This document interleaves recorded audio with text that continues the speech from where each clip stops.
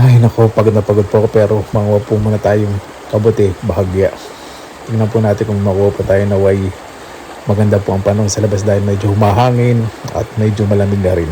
Nagkakahon na po ako ng mga gamit ko. Lilipat na po ako sa next weekend po sa aking bagong bahay. O, di ba excited na po? Tara, samahan niyo po muna akong mag-relax sa gubat na kung saan nanguha po ako ng kabuti.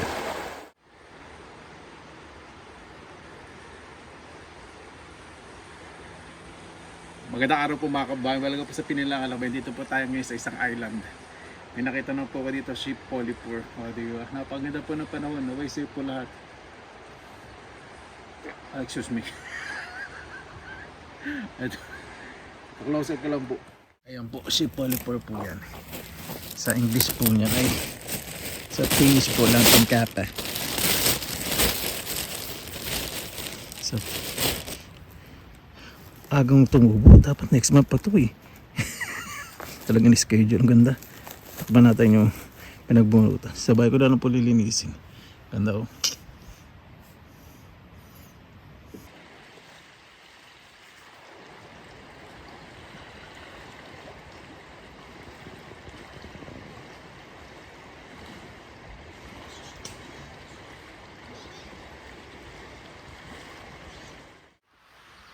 Ayun po, nakikita po ninyo. Excuse me.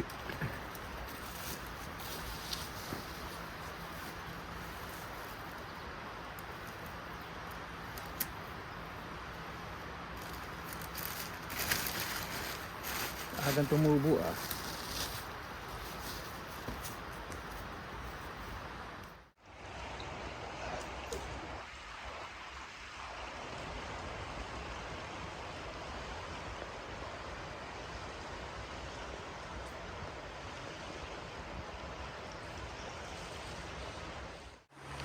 Yan.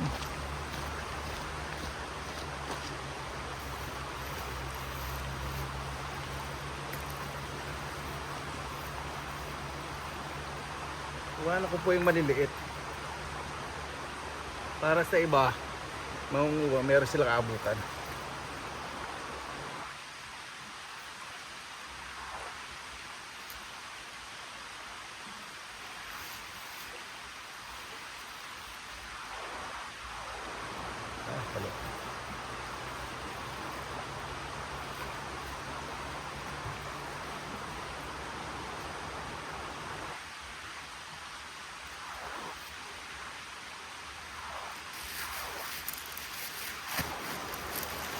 Maganda, may future.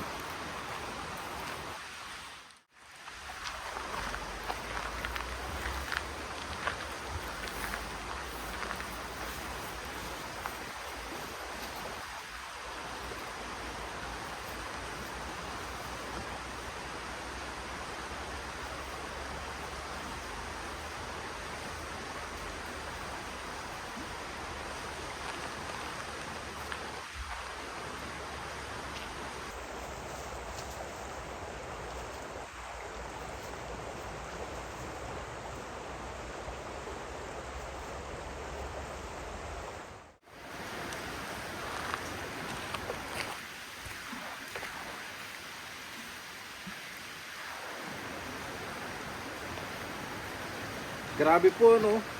Napakaganda po dito. Libre po dito pagpunta. Ito bagong gawa po ito. Bagong grilling place at picnic place. Serte ng mga tao rito talaga.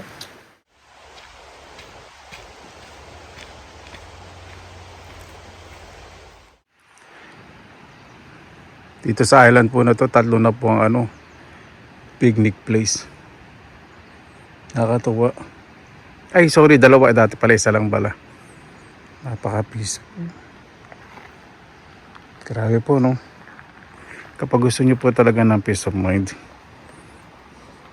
Ako po, kapag gusto ko ng peace of mind, pinupunta ko po talaga itong gubat po na to. Nagmumuni-muni.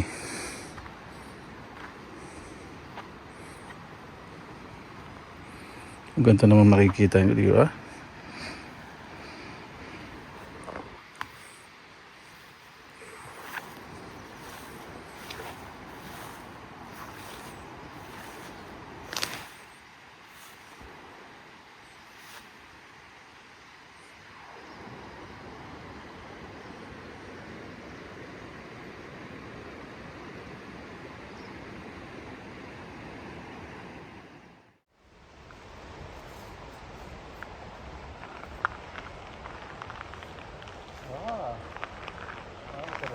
maliliit pa. Maliliit. At least alam ko na itong bagong spot. Hindi ko muna kukuhanin.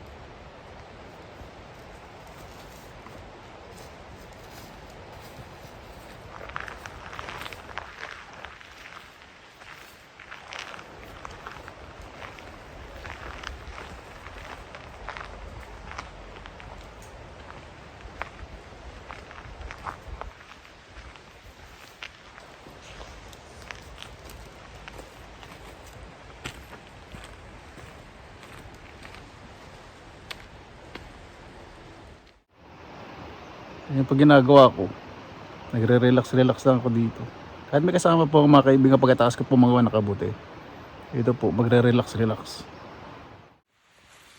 Hindi pa po gano'ng karami ang kabuti. Pero syempre, basta't malala. Di ba? Chanterelle po ito. Maliliit pa. Ayan. Ito po natin may psyllium. Kasi uulan. So, mag-grow pa na mas marami. Ayan, sheep polyport. Sarap po nito.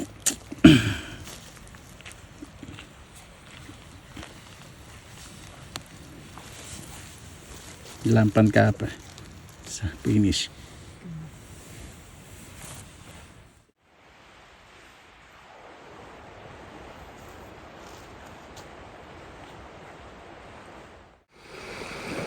Grabe po, napakaganda po dito.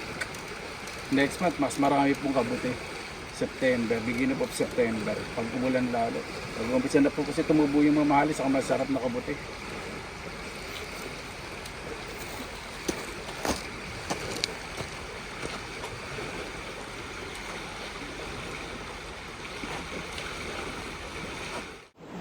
Gumawa ng bagong daanan. Doon dati mababa po yun. Parang tulay. Nakatawa po. Yung mga tao pupunta po dito para mag-relax doon. Meron nag-picnic na. Ayun doon sa banda po sa ilalim ng puno. Libre po pagpunta rito. May naglilinis po dito. May nagdadala ng kahoy para sa mga magpipiknik. Imagine po, no? Dadalhin nyo lang po dito pagkain sa Kapansinde. May CR din po dito. Siyempre pag inaabot na kayo sa gubat, dala po kayo ng papel. Huwag naman sa dadaanan ng tao, di ba? Mga ganyan po. Ayan po mga kababayan, napakaitim po ng ulap. Huwag naman po tayo sa naabutan. Maganda po yan kung walang mamayang gabi.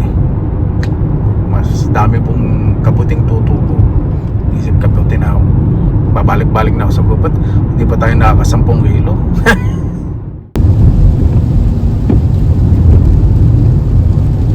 Magandang sinyalis po yan pag umuulan. Lalo na kung sunod-sunod 2 araw. Nako, daming tutubong kabuti eh. Ito po ako sa finish mother ko. May totoong mansanas. Yan, may asin. Finish mother ko nakatingin sa akin. Inisip niya kung paano kakainin. Bakit taglagay ako ng salt. Yan po mga kababayan. Ano po tayo sa bahay. Imagine po ninyo. No? Sandali lang po ako sa gubat. Ayoko muna manang masyadong marami ngayon. Dahil wala pang tumutubong marami. Ngayon po muna, di ba? Inisip ko po muna to. Ito ilalagay ko po sa freezer. Pagasan ko po muna at ilagay sa freezer. Tapos, ihahalo ko po sa sa noodle soup. Ay, inuud na. Oo, inuud. Ba yan? Hindi pa naman ang tanglay. Huwag naman sana sa cake. Dami uso yan.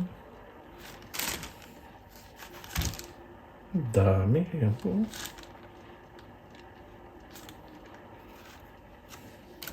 Natin. Baka sa tangkay lang. Sayang naman. Sarap pa naman ito kabon nito. Ito yung texture nito parang chicken talaga. Makunat-kunat. Ayan pa rin. Matitira kaya. Ano? Ang dami. Ayan po. Sayang. Itong isa.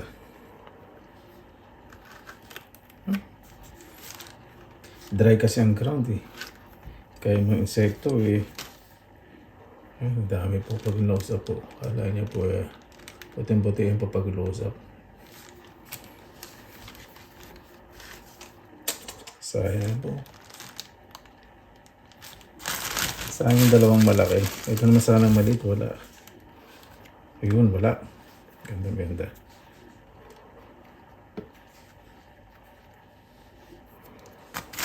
Ito muna dito sa mahalang itong madaliit. Ito madali lang naman po kasing linisin ito. Ito meron. Meron ito pag-close up. Yan natin. Ako, meron po. Ano? Baka naman wala nang materials. Ano? Ito din meron. Pwede na to. Pwede na yun. Ito ang dami. Sayang naman yun. Matitira ba? Kahit sa peraso.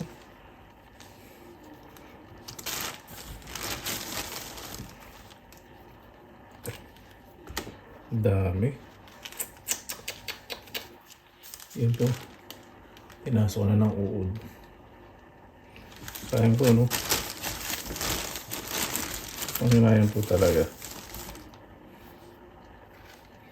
Ito firm. Naku. Ayan. Pag malayo, para pang wala, ano? Ano po, yan po. Yan. Sayang. Okay lang. Okay lang ba? Yung chanterelle na lang. Yung chanterelle. Etong mushroom na hindi masyadong inuubog. Itong chanterelle. Kaya popular itong ibente sa mga flea market. Kaya yung chanterelle ay hindi na pang masama yung sa akin yung malalaki. Nako. Hindi ko po itatapon to sa backyard kasi yung mga squirrel dumadami. Baka pati sa neighbor may pati mga squirrel sa mga daga. So itatapon ko na po ito sa basurahan. Sa paghuhugas po nito, ganyan lang po. Ilulub-lub-lub-lub lang.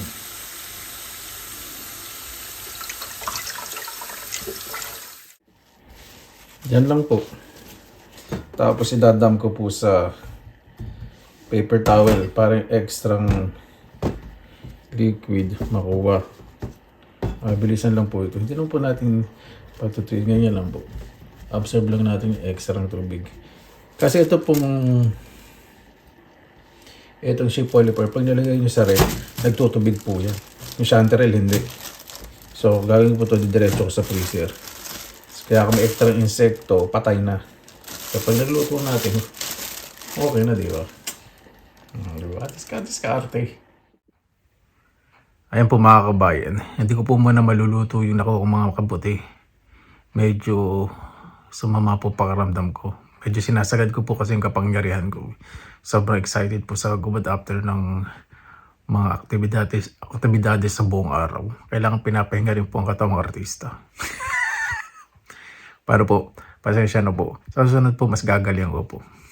Mas dadamihan po natin. Hindi po tayo masyadong makapag-ikot dahil nag-impake na po ako, nilagay ko na po sa kaon po yung mga gamit papunta po sa aking bagong titiran. Wala na po ko sa sarili ko. Pagod lang po. Paano po, maraming salamat na po sa inyong oras na ilan sa pinilang lakbay. Basta lagi po tayong positive vibes, good vibes.